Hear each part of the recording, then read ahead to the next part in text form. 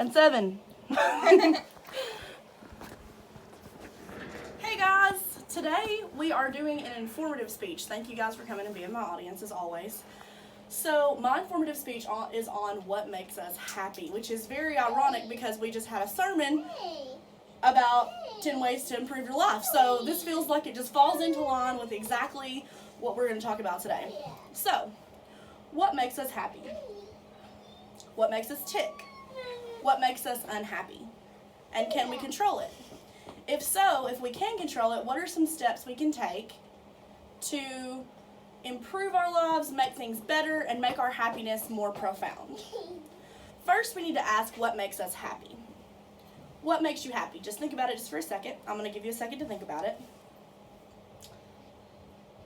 If you were to ask most people, they would say their friends, their family, their pets, their siblings.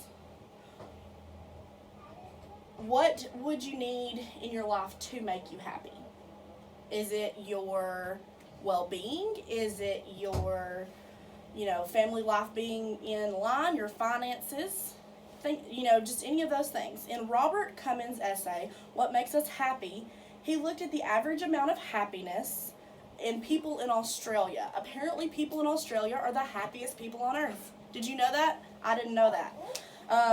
Might be moving to Australia, guys, one of these days.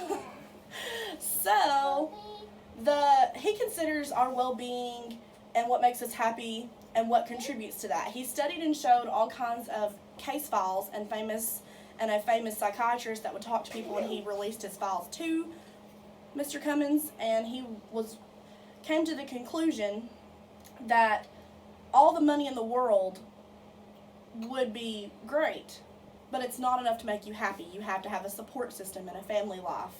And the people who were the happiest weren't the people who were rich and well off. They were the people who were just content in their own well-being.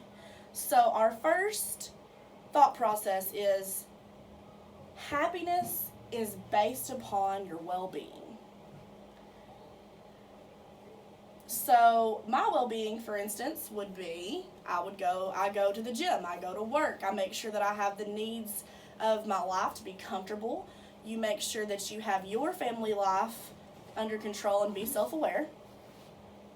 But that leads us into our next thing, which is number 2, what makes us unhappy? Think about something that makes you unhappy. Okay, what's more powerful, the thing that makes you happy or the thing that makes you unhappy? You can answer that. Go ahead and answer that. What do you think? What makes you happy or what makes you unhappy? Yeah, what makes you happy is more powerful. It's a more powerful memory. It's a more powerful thought process. We all love feeling happy, but it's not going to be happy all the time. Happiness is more of an accumulation of emotional reactions than the life we live. That's from Danilo Garcia's essay, What Makes Us Happy. If well-being makes us happy, unhappiness would be when we feel fulfilled mentally, spiritually, financially. But what brings us here today even is our spiritual happiness.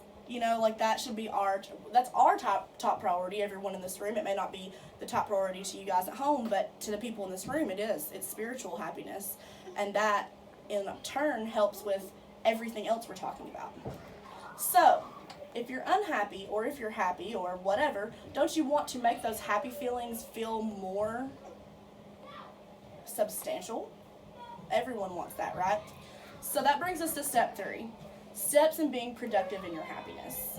In Joshua Shank's article, What Makes Us Happy, he looks at case studies and other things that we can avoid in being unhappy, such as drinking and drug use, being around people who cause drama, being generally disagreeable in our own thoughts and being negative, and overworking yourself. All of those things contribute to unhappiness. So let's turn that, and we'll talk about A. Ellis's essay, How to Make Yourself Happy and Remarkably Less Disagreeable, which I thought was super, super great title. Things you can do to increase your happiness. Health and fitness. Eat better. Surround yourself with positive people. Take time to rest and be self-aware. Go to church if that's what makes you happy. Go to the gym if that's what makes you happy. Whatever you're feeling, that's what, you want it to be a happy feeling. So in our conclusion, what makes us happy? It's our well-being. Not merely money and possessions, although those are good things too, and they can make you happy, but those aren't what is the foundation of your happiness. The foundation of your happiness is being well in your own heart. What makes us happy is the people you surround yourself with, your attitude about things, your own positive mindset. Remember something that my favorite poet, Neil Hilborn, says: I'm not saying you'll find the meaning of life in other people, but other people are the life to which you provide the meaning. So, thank you for listening to my informative speech today, and I hope that you all got something out of it. I hope it helps you understand where that happiness comes from, what makes us unhappy, and remember that it's subjective every day, and it's up to you. Thank you. 1, 2, 2, 3, 4, 5, 6.